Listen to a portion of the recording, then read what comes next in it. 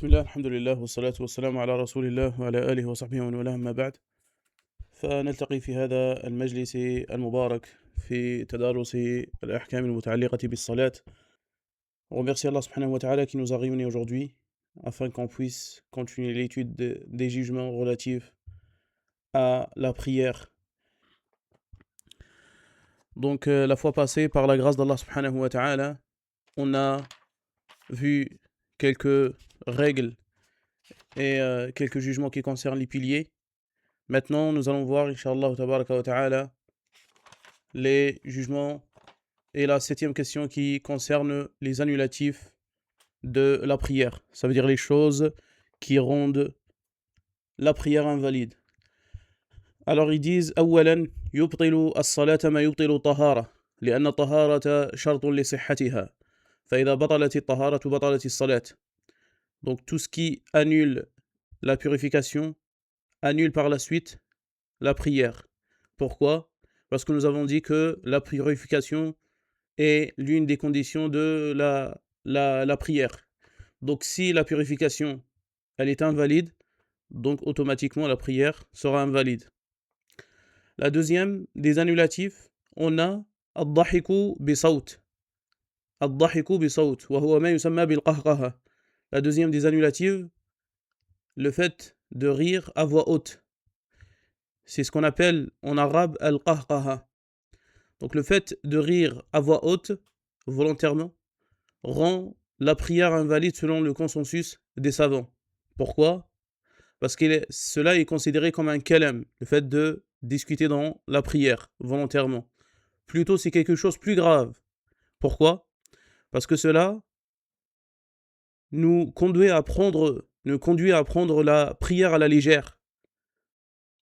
Et cela contredit le but pour lequel Allah subhanahu wa ta'ala a légiféré la prière, qui est le fait d'avoir la quiétude et la tranquillité durant la prière.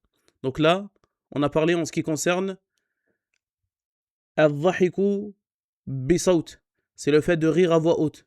Quant au tabassum, qui est le sourire, sans le faire à voix haute, alors cela n'annule pas la prière comme il le rapporte Ibn al-Mundhir, rahimahullah tabaraka wa ta'ala. Je vous rajoute une faïda, donc, comme il dit Cheikh Uthaymin, rahimahullah et d'autres, إذا كان بقصد واختيار فهو مكروه وأما بغير ذلك فلا بأس. Donc on a dit c'est le fait de rigoler à voix haute, donc annule la prière. Et là on ne parle pas de at-tabassum. Quant au tabassum, le fait de sourire, donc on a dit s'il est volontaire et qu'on a le choix et on le fait, il est considéré comme un acte détestable, makrouh. Et s'il est involontaire, alors l'homme n'aura aucune incidence sur sa prière. لأن الإنسان قد يسمع شيئا في الصلاة فيضحكه. Donc l'homme peut attendre des choses durant la prière qui lui font rire. Donc si c'est pas volontaire, il n'y a pas de mal. Cela n'annule pas la prière. La troisième des annulatifs, al-kalamu amdan li ghayri maslahati as-salat. Al-kalamu amdan li ghayri maslahati as-salat. La troisième, le fait de parler volontairement dans quelque chose qui n'est pas utile pour la prière. Il n'y a pas un intérêt. Si on parle durant la prière, mais il n'y a pas d'intérêt. D'après Zayd ibn Arqam radiyallahu anhu dit, nous étions avec le prophète sallallahu alayhi wa sallam, ou plutôt il dit, kunna natakallamu fi salat. Nous avons l'habitude de parler durant la prière. Que l'homme parle avec celui qui est à côté de lui, qui est avec lui durant la prière. Jusqu'à ce qu'Allah subhanahu wa ta'ala a révélé le verset dans Surat al-Baqarah où il dit وَقُومُوا لِلَّهِ قَانِتِينَ. Et tenez-vous debout avec humilité devant Allah. فَأُمِرْنَا بِالسُّكُوتِ وَنُهِينَا عَنِ الْكَلَامِ. Donc il nous a été ordonné de se taire et il nous a interdit sallallahu alayhi wa sallam le fait de parler durant la prière. فَإِنْ تَكَلَّمَ جَاهِلًا أَوْ نَاسِيًا لَا تَبْطُلُ صَلَاتُهُ. Mais si on parle par ignorance ou par oubli, alors cela n'annule pas la prière.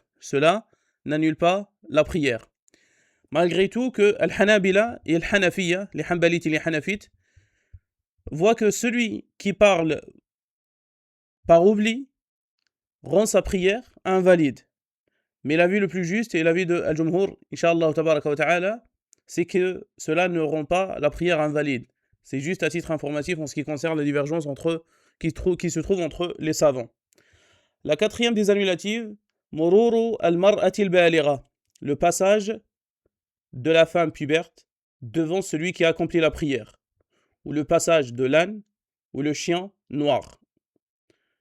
Et lorsqu'on dit devant celui qui a accompli la prière, ça veut dire s'il met une sotra. Ça veut dire quelque chose qu'il la pose devant lui pour déterminer là où il prie. Mais si par exemple, on voit quelqu'un qui est en train de prier, sauf qu'il n'a pas mis cette sotra-là, qu'il n'a pas mis ce genre de comme il dit le prophète sallallahu alayhi wa sallam, ka'akhirati rahil, comme une sorte de sotra, quelque chose avec laquelle il détermine la distance de son endroit où il prie. Mais si par exemple on n'a pas quelqu'un on a quelqu'un qui n'a pas mis cette sotra là, alors les savants ils ont dit on détermine la distance jusqu'à où il pose son front dans ce sujoud.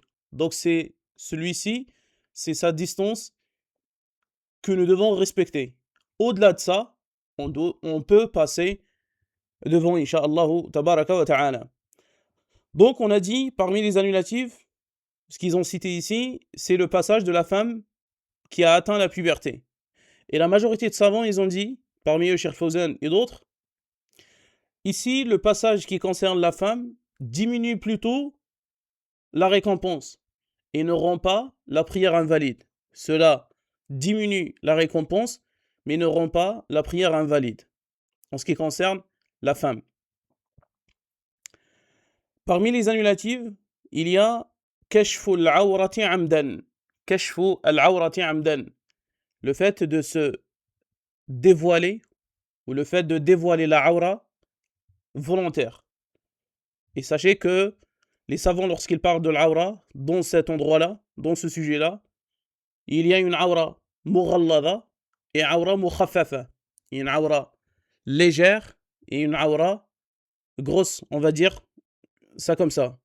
Donc l'aura mughallada concerne les parties intimes de l'homme, que ce soit de devant ou de derrière. Donc on appelle ça l'aura mughallada. Et l'aura mukhaffafa, c'est ce que nous avons expliqué durant le cours de Al-Wudu. Durant le cours de Al-Wudu, ce qui est connu chez l'homme ainsi que la femme. Donc le fait de découvrir la aura volontairement annule la prière. Annule la prière. Le fait de découvrir la aura volontairement annule la prière. Et là, on ne parle pas de ce qu'on appelle l'inkishaf al-yasir durant la prière. L'inkishaf al-yasir durant la prière. Là, on ne parle pas de le fait de se dévoiler ou dévoiler sa aura avec une partie minime. C'est juste une petite partie qui se dévoile. Il y a dans cette question-là 3 avis. L'avis de l'Hanafiya et l'Hanabila, ils ont dit si il y a une petite partie de la aura qui se découvre, donc cela n'annule pas la prière dans l'absolu, que cela soit volontaire ou pas. Le deuxième, c'est l'avis de Shafi'iyya, rahimahumullah. L'imam Shafi'i, rahimahullah, il dit que cela annule la prière, même si c'est une partie minime. Et le troisième avis, c'est faire la différence entre al-inkishaf al-yasir, lil-awrat al-mukhaffafa wal-mughallada. Donc pour résumer les avis, donc le troisième avis, c'est l'avis le plus juste, Inch'Allah tabaraka wa ta'ala, parce que comme je vous ai dit que dans ce livre, nous n'allons pas vraiment détailler les cas de divergence. Parce que comme je vous ai dit que ce livre, c'est la jurisprudence simplifiée. La jurisprudence simplifiée qui nécessite pas qu'on rentre dans les détails et qu'on cite les points de divergence et les points sur lesquels les savants ont divergé. Donc pour résumer, on dit que la ba'sa bi inkishaf al-awrati al-yasira hada yu'fa anhu. هذا يعفى عنه. Donc le fait de dévoiler la aura avec une partie minime, cela n'annule pas la prière. Cela n'annule pas la prière. Et on a un hadith dans lequel, si je me souviens bien, c'était un sahabi radiyallahu anhu arda, un compagnon, qu'il avait atteint l'âge de discernement. Qu'il avait atteint l'âge de discernement. Et ils ont entendu que le prophète sallallahu alayhi wa sallam a ordonné les gens, quand le temps de la prière arrive, que celui qui préside la prière, c'est celui qui mémorise le plus Al-Qur'an. Donc, dans ce groupe-là, il n'y avait pas quelqu'un qui mémorise plus que ce petit-là, celui qui a atteint l'âge de discernement. Et on a expliqué ce que c'est l'âge de discernement dans les cours précédents. Alors que cet enfant-là, et il avait besoin des vêtements, il n'avait qu'un seul habit, mais lorsqu'il se prosternait, on voit sa partie intime, jusqu'à ce qu'une sahabia radiyallahu anha wa ardaha, elle avait dit que Ghattu anna usta qari'ikum, dans le sens de sa parole, c'est cacher la partie intime de votre imam. Et là, ils ont acheté des vêtements pour cet enfant-là, ce imam-là. Et on ne rapporte pas que le prophète sallallahu alayhi wa sallam avait ordonné à ce groupe-là de refaire la prière. Ceux qui ont dit que le fait de dévoiler la aura avec une partie, même si elle est minime, annule la prière, lorsqu'on leur cite ce hadith-là, ils ont dit cela s'applique sur un enfant qui a atteint l'âge de discernement. Et ce n'est pas un hadith qui parle de quelqu'un qui a atteint la puberté. Et ceux qui ont dit que ça annule pas la prière, ils ont dit que la majorité des compagnons radiyallahu anhum wa ardahum, ils avaient des vêtements qui avaient des trous, parce qu'ils étaient dans la globalité des compagnons radiyallahu anhum wa ardahum pauvres.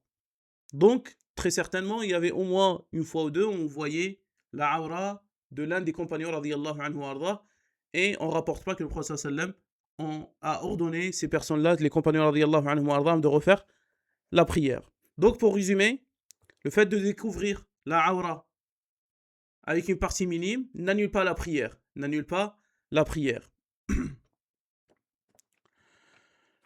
Donc ils ont dit As-sadis istidbaru al-qibla. Istidbaru al-qibla. Le fait de se détourner nettement de la qibla. Le fait de se désorienter de la qibla complètement. Pourquoi? Parce que le fait de se diriger vers la qibla, c'est une condition. Et là, on parle de al-qibla. Et sachez que, comme il dit Cheikh Ibn Uthaymin, rahimahullah tabaraka wa ta'ala, il dit le fait de se diriger vers la qibla a deux cas. Le cas de celui qui voit la Kaaba. Donc celui-ci, il est dans l'obligation de viser et se diriger vers le centre de la Kaaba. Et plus on s'éloigne, alors là, on se dirige vers la direction. Donc, on a un hadith dans lequel le prophète sallam il dit Ma bayna al-mashriqi wal-maghribi qibla. Donc, ce qu'il y a entre l'est et l'ouest est une qibla. Entre l'est et l'ouest, c'est une qibla, c'est une direction vers laquelle on accomplit la prière. Le fait de se désorienter d'une manière légère, donc, n'a aucun incidence sur la prière de la personne. Mais le fait de se désorienter complètement, comme par exemple le fait de prier vers le nord, ou le fait de prier vers le sud, donc dans ce cas-là, ça annule la prière de l'homme. Mais al-inhiraf al-yasir, le fait de se désorienter d'une manière légère, n'annule pas la prière, comme ils ont dit les savants radiyallahu anhum wa rahimahum. ثم قالوا سابعا اتصال النجاسة بالمصلي. Septièmement, la présence de l'impureté sur celui qui est en train d'accomplir la prière. Et on a dit cela s'appelle chez les fuqaha, il s'appelle al-khabath. On a dit qu'il y a une différence entre le hadath et al-khabath dans le cours de la purification. Al-hadath, on a dit c'est un état que la personne doit ôter. Donc ça s'enlève avec soit les ablutions mineures ou les ablutions majeures. Mais là, on parle de al-khabath.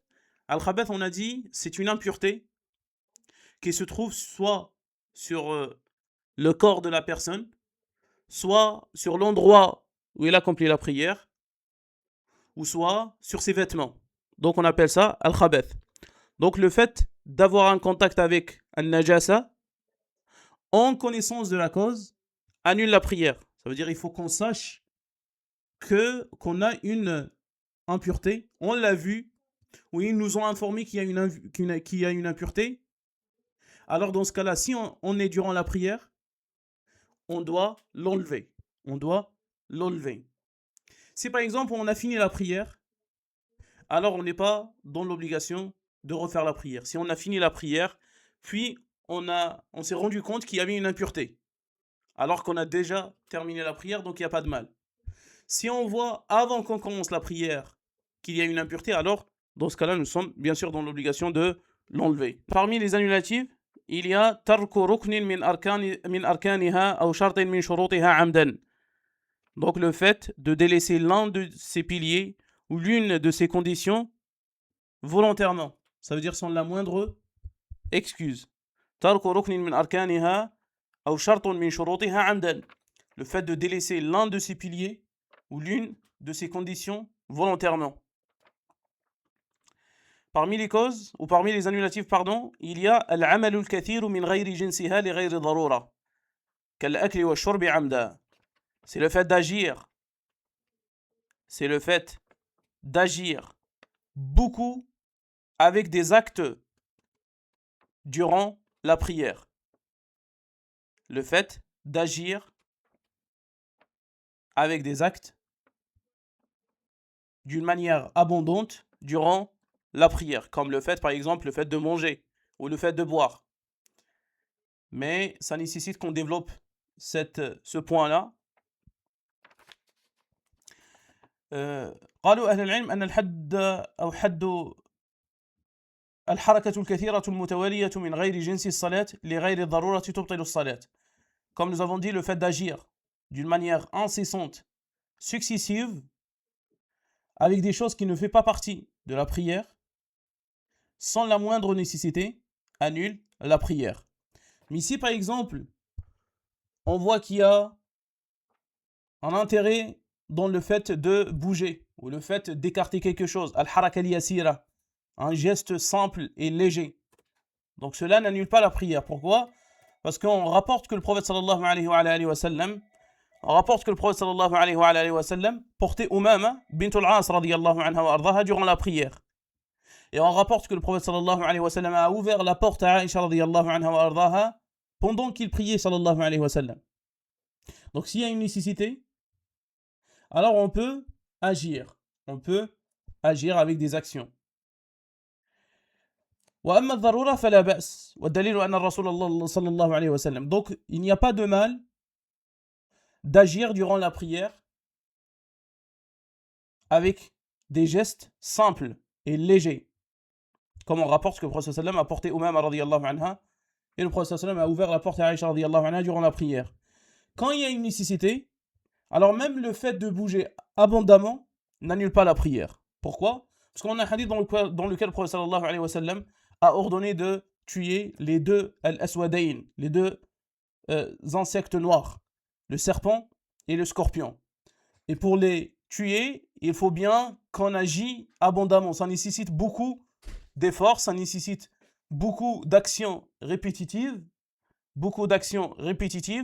Donc, raison pour laquelle le prophète sallallahu alayhi wa sallam nous a ordonné de tuer ces deux-là, malgré que cette action-là nécessite beaucoup d'actions, le fait de bouger. Donc cela n'annule pas la prière et on ne rapporte pas que le prophète sallallahu alayhi wa sallam nous a ordonné de refaire la prière. La 10e des annulatives, al-istinadu li ghayri udhrin. Al-istinadu li ghayri udhrin. Le fait de s'appuyer sur quelque chose sans la moindre raison. Pourquoi? Parce qu'on a dit le fait de se tenir debout pour la prière, c'est une condition. Le fait de se tenir pour la prière, c'est une condition. Mais comment on peut déterminer le fait de s'appuyer sur quelque chose annule la prière ou pas? C'est quoi la délimitation? C'est comment on peut déterminer ça? Les savants ont donné un signe, ils ont dit, à un point où si on enlève cette chose-là sur laquelle la personne s'appuie, il tombe. Dans ce cas-là, ça annule la prière. Mais le fait de se reposer d'une manière légère, donc ça annule pas la prière chez beaucoup de savants. Parmi les annulatifs, تعمد زيادة ركن فعلي كالزيادة في الركوع والسجود. Parmi les annulatifs, le fait de rajouter un pilier ou un acte qui ne fait pas partie de la prière. Onzièmement, le fait de rajouter un pilier qui ne fait pas partie de la prière. Onzièmement, le fait de rajouter un pilier, comme par exemple le fait de rajouter un ruku' ou un sujoud, car cela met le désordre de sa manière de prier. Donc cela annule la prière. Le fait de rajouter un pilier, le fait de rajouter un ruku', le fait de rajouter un sujoud annule la prière. La douzième annulative, تعمد تقديم بعض الأركان على البعض. C'est le fait d'inverser et le fait de faire devancer des piliers les uns sur les autres. Le fait de devancer des piliers ou le fait de retarder des piliers les uns sur les autres. Pourquoi? Cela d'une manière volontaire, bien sûr. Pourquoi? Car le fait d'accomplir la prière avec ses piliers et ses actions par ordre, on a dit c'est un pilier. Ça fait partie des piliers. 13e, تعمد السلام قبل إتمامها. Le fait de faire le taslim avant de finir la prière. Volontairement annule la prière.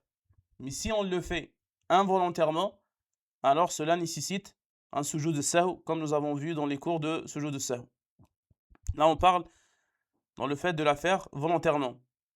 14e, تعمد إحالة المعنى في القراءة. C'est le fait d'altérer les sens dans la récitation. Et ici, si on parle de la récitation, on parle bien de Al-Fatiha. On parle bien de Al-Fatiha. Pourquoi Al-Fatiha? Parce que Al-Fatiha, c'est l'un des piliers de la prière. Et sachez qu'il y a un sens qui change, ou une faute, pardon, qui change le sens, une faute qui ne change pas réellement le sens. Là, on parle dans le fait d'altérer les sens avec une faute qui change complètement le sens. Je vous donne un exemple. Le fait de dire dans Surat Al-Fatiha Alladhina an'amtu alayhim avec une dhamma sur ta. Donc le pronom ici avec cette faute là passe d'Allah subhanahu wa ta'ala à la personne. Donc c'est la personne, s'il dit an'amtu, c'est la personne qui comble les autres avec ses bienfaits. Cela, c'est une faute grave. Al-lahnu al-jali, une faute apparente qui change complètement le sens. Mais sinon, le fait de dire, par exemple, Alhamdulillahi Rabbul Alamin, au lieu de dire Rabbil Alamin, n'annule pas la prière. Pourquoi? Parce que ça ne change pas réellement ou complètement le sens. Ça ne change pas complètement le sens. La 15e des annulatives, فسخ النية بالتردد بالفسخ. فسخ النية بالتردد بالفسخ. Le fait de rompre l'intention avec des hésitations. Pourquoi? Parce qu'on a dit que an-niyya, il faut l'avoir avec détermination jusqu'à la fin. La niyya, elle accompagne la prière jusqu'à la fin. Car c'est une condition. On a dit que la différence parmi les points qui font la différence entre les conditions et les piliers, c'est que les conditions précèdent l'adoration et elles l'accompagnent jusqu'à la fin. C'est ça la condition. Quand par exemple le fait de se diriger vers la Qibla. Donc ça vient avant la prière et ça doit rester jusqu'à la fin. Le fait d'avoir la purification. Et ici le fait d'avoir la niyya, l'intention. Si par exemple on a une rupture d'intention, on a une hésitation est-ce que je continue ou pas? Est-ce que je prie Dhuhr ou pas? Ou je prie une autre prière? Donc, ce genre d'hésitation rend la prière invalide. Rend la prière invalide. On s'arrête, Inch'Allah tabaraka wa ta'ala, sur ce point. Et il nous restera le dernier cours, Inch'Allah tabaraka wa ta'ala, qui sera autour des actes détestables à accomplir durant la prière. هذا والله أعلم سبحانك اللهم وبحمدك أشهد أن لا إله إلا أنت أستغفرك وأتوب إليك السلام عليكم ورحمة الله وبركاته